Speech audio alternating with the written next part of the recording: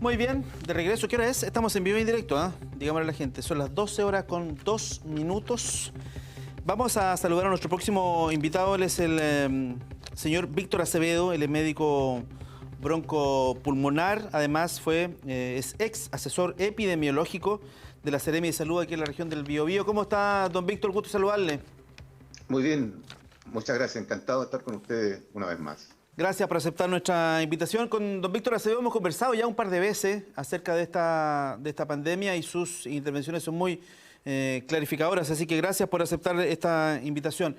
Lo primero es pedirle en términos generales que me dé su opinión, no del plan paso a paso, sino de la condición todavía en la que estamos. Uno tiende a mirar las cifras, sobre todo el tema de los contagios diarios, digamos. Hoy día estamos con algo más de 220 y tantos casos. Son poquitos, esa es la verdad, son poquitos. Pero entonces se genera, doctor, la sensación de como que ya pasó esto ya. Como que ya estamos listos, vamos avanzando, ya pasó, qué sé yo. Pero es peligroso de pronto decir que todo esto ya pasó y vamos saliendo, ¿no? Bueno, efectivamente esto no ha pasado. ¿Sí? Todavía nosotros estamos en plena pandemia. Estamos viviendo todavía en una situación de riesgo que, como tú muy bien mencionas, es altamente riesgosa. Este tipo de decisiones de apertura bastante amplia como ha estado o va a ocurrir a partir de unos días más, es, diría yo, un poquito temeraria y puede que nos ocurra, ojalá que no y me equivoque, lo mismo que pasó con el permiso vacacional en el mes de enero, que trajo una secuela de un brote en el mes de marzo y abril de miles de infectados y fallecidos. De manera que no se puede confiar nadie de que porque haya disminuido un poquito la tasa de infecciones y de mortalidad, tengamos que tomar decisiones que a mi juicio son un poco temerarias. Todavía no están las condiciones epidemiológicas como para haber adoptado este tipo de decisiones. El Colegio Médico fue bien enfático hace un par de semanas atrás en que aún había un riesgo enorme que sugería la aplicación de ciertas medidas que no fueron tomadas en consideración. Sin embargo, se hizo algo absolutamente contrario. Mi opinión es que estamos todavía en un nivel de riesgo alto. Concepción, por ejemplo, estaba viendo las cifras de Nantes, tiene un poco más de 200 casos activos. Eso significa una tasa de 66 por 100.000 habitantes. Eso es muy alto. Una tasa, para que nos dé un cierto nivel de confianza, tiene que ser de menos de 20 por lo menos, y estamos el triple.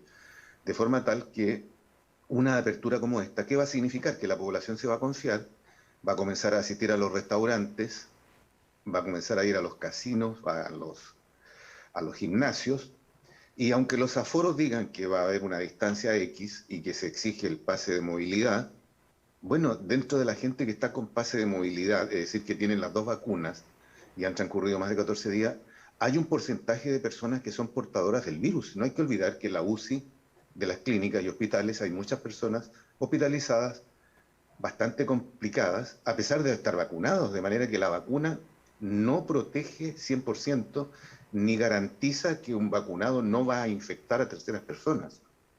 Por lo tanto, todas estas recomendaciones que se han hecho de que se puede juntar X cantidad de personas en las casas o en restaurantes o en otros lugares de encuentro, me parece a mí que no son, diría yo, muy recomendables. O sea, mi opinión es que hay que mantener estrictamente las medidas de distanciamiento físico, uso de mascarillas, lavado de manos, como estamos acostumbrados hasta que la situación no llegue a niveles verdaderamente tranquilizadores. Y eso todavía está lejos de ocurrir, a mi juicio. Sí, me parece muy importante lo que acaba de señalar en términos de que el pase de movilidad no significa que uno esté indemne a contagiarse con el virus, digamos.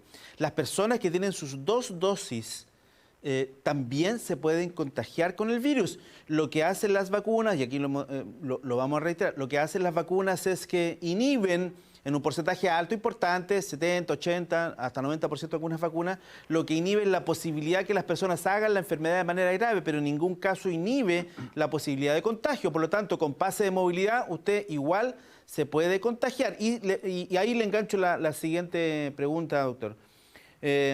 Porque ahí efectivamente, o sea, ya no abrimos ya. Sí, en rigor es eso. Las personas que tienen pase de movilidad, 1, van a poder ir al cine, 2, van a poder ir al teatro, 3, van a poder ir a espectáculos deportivos, por ejemplo, en el estadio de Collao ya se dijo que puede tener un aforo de 1000 personas, por ejemplo. Ahora, uno entiende que, y no sé si coincide usted con eso, en eso, doctor, uno entiende que hay niveles de riesgo de las actividades que vamos a poder desarrollar. Vale decir, entiendo que sería más riesgoso eventualmente un evento en un local cerrado que en un local abierto, ¿o no? Efectivamente, no sé si eso es verdad. Si el problema es que en un local cerrado, por mucho que el aforo sea, por ejemplo, de 25 personas, con pase de movilidad, a mí nadie me garantiza, ni es garantizable por otras personas, que una de ellas o dos de ellas pudieran ser portadoras del virus, por muy vacunadas que estén. Como tú muy bien afirmas, el hecho de estar con las 2 dosis de la vacuna no nos inmuniza en el sentido de que no podemos contraer el virus y transmitirlo a terceras personas. Distinto es, como tú dices, que la vacuna a uno la protege en el sentido de que probablemente no va a tener complicaciones graves. Pero incluso así se sabe hoy día, y lo sabemos las últimas 2 semanas, que el porcentaje de personas mayores de 70 años vacunadas con las 2 dosis es bastante, y se ha ido incrementando en su ingreso a las UCIs. Sí. Lo que significa que las personas de mayores de 70 años, por ejemplo, tienen problemas inmunológicos que no les permite defenderse al 100% aun cuando estén vacunados. Y hay que recordar también que las personas, en la población general, la vacuna que se ha usado mayoritariamente en Chile, que es la Sinovac, protege hasta un promedio de 67% del riesgo de infectarse y de tener síntomas leves. Pero hay un 33% o 34% de personas vacunadas que igual se van a infectar y van a transmitir el virus. Y ese es un porcentaje alto, es 1/3 de la población vacunada. De manera que no nos podemos confiar. Yo recuerdo haber comentado, Hugo, hace bastantes meses atrás contigo, que en los fenómenos epidemiológicos, no obstante las tasas ir disminuyendo, las medidas deben mantenerse exactamente igual de estrictas que cuando esto partió. No sé si te acuerdas. Sí, claro.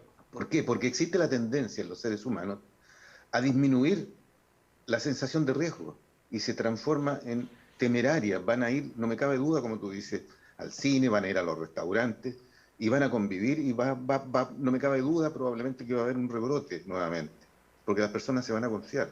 Ahora, en los estadios, bueno, afortunadamente en el estadio, la gente al aire libre, Sí. La posibilidad de la transmisión del virus es notablemente menor, pero tampoco es cero. Es decir, si una persona en su afán de celebrar un gol, por ejemplo, se acerca a otro, le da un abrazo y está infectado, lo va a infectar. ¿Me entiendes? Porque la gente actúa de esa manera. Así que igual el riesgo en un estadio, por ejemplo, o qué sé yo, en una discoteca o en un restaurante que se encuentren 2 amigos y con un par de aperitivos de más, se entonan y quieren saludarse afectuosamente, se van a abrazar y si uno está infectado va a contagiar al otro. De manera que hay que mantener en la población la sensación de riesgo porque sigue existiendo y esto no va a pasar todavía. ¿Ah? Sí, hay harto que tallar en este tema. ¿Qué le parece? Lo que pasa es que usted ha dicho, y lo dijo hace un par de meses atrás, digamos, esto de cuando la situación va mejorando, bueno, hay que reforzar las medidas para asegurar, digamos, el terreno ganado. Y aquí vamos soltando. Eso evidentemente obedece al tema económico, es una cuestión evidente, yo creo que a esta altura nadie puede decir lo contrario. Hay un tema económico importante y aquí se ha dado también otra explicación que es el tema de la famosa fatiga pandémica. Que en el fondo no es otra cosa que el cansancio de la gente, que al final, después de tantas restricciones, la gente sencillamente no hace caso de la restricción y por lo tanto no tiene ningún sentido mantener la restricción y lo mejor es darle descanso a la gente y luego volver con la restricción para que se relaje como una especie de válvula de escape, digamos. ¿Qué hacemos con ese tema? Porque la gente efectivamente está con fatiga pandémica. Aquí apelamos a la responsabilidad individual de cada uno de los ciudadanos, no queda otra, porque fiscalizar... Imagínese, doctor, yo no sé, bueno, usted trabajó como asesor en la Seremia de Salud. Sabemos que en general en Chile los servicios públicos tienen pocos elementos para fiscalizar, hay poca gente. La Seremia ha crecido mucho en eso ahora, es evidente, han contratado muchísima gente. Pero aún así, no sé cómo van a fiscalizar un partido con 1000 personas, que se mantenga el distanciamiento, va a ser un asunto complejo. Bueno, eso es verdad, es imposible una fiscalización estricta, no existe, como tú dices, el personal. Si la mejor fiscalización es la autofiscalización que surge de una toma de conciencia profunda, en el sentido de que estamos viviendo una situación delicada todavía, de riesgo, y eso es un problema individual de cada persona. Ahora, en relación a lo que tú mencionas de la famosa fatiga pandémica, yo creo que ese es un argumento discutible, ¿ah? Porque en la vida todo tiene un costo. Si nosotros queremos cuidarnos, lamentablemente tenemos que pagar el costo de lo que es el aislamiento y no hacer la vida que es normal, si no estamos en condiciones normales. La gente cree que porque está en esto necesita de repente expandirse o liberarse, y el liberarse tiene costos, pues Hugo. Si piensa tú que la medida fundamentada en este concepto de la fatiga pandémica que se adoptó en enero, de dar permiso vacacional para que la gente se relajara porque estaba ya cansada, agotada, angustiada, el costo que tuvo en enfermos y en muertos en el mes de marzo y abril, ese fue el costo para solucionar el problema de la fatiga pandémica. A mí me parece irracional que el remedio sea peor que la enfermedad. Es decir, queremos mejorar la fatiga pandémica a costa de que la gente se muera o se enferme. Porque eso fue lo que ocurrió con el permiso vacacional. Ahora, si alguien me dice, no, lo que pasa es que hay una fatiga pandémica extendida en la población de Chile o Concepción, para ser más particular, por lo tanto tenemos que abrir los locales comerciales, los restaurantes, los cines, los teatros, los gimnasios, etcétera. Bueno, eso va a tener un costo de infección y probablemente de muertos. Pero desde el punto de vista de la ética médica a mí me parece irracional. O sea, yo no puedo, para controlar una variable X, ¿no es cierto?, adoptar una medida que va a tener un costo de salud peor. Y en este caso, el costo de mejorar la fatiga pandémica significa más infección y más muertos. Lo que ocurrió en marzo y abril por la famosa fatiga aparente que había en enero, porque la gente quería vacaciones para ir a la playa. Mm. Ese es el problema, es decir, Sí, es un dilema ético, Hugo, sí, en esto. sí, sí, sí. Y eso lo entendemos nosotros desde el punto de vista de la medicina. Lamentablemente, otros sectores no lo entienden, o si lo entienden, los soslayan simplemente. Yo creo que eso, yo creo que lo segundo. Yo creo que a propósito de la inmunidad de rebaño, la sensación que tengo yo es que políticamente se pensó que esa podía ser una buena solución. Pero claro, eso evidentemente tiene un costo gigantesco, que es básicamente los más de 30.000 muertos que tenemos en Chile. Y ese es el costo. Y ese es el costo. Bueno, hay otros costos, el costo de lo que pasa en los establecimientos de salud, que están colapsados, aunque con más espacio, pero aún con un 90% de ocupación. Doctor, no quiero que se nos vaya antes de preguntarle por el tema de la situación de las enfermedades respiratorias. Usted es de especialidad un broncopulmonar. El año pasado sé que hubo poquísima circulación de estos virus estacionales, los clásicos, ¿no es cierto?, la influenza y otros. ¿Cómo está la situación? Estamos en julio. ¿Cómo está la situación ahora, este invierno? No sé si este comillas, retroceso de número de personas infectadas por coronavirus ha permitido que otros virus, los clásicos estacionales, estén nuevamente empezando a cobrar importancia. No, todavía no. Ya.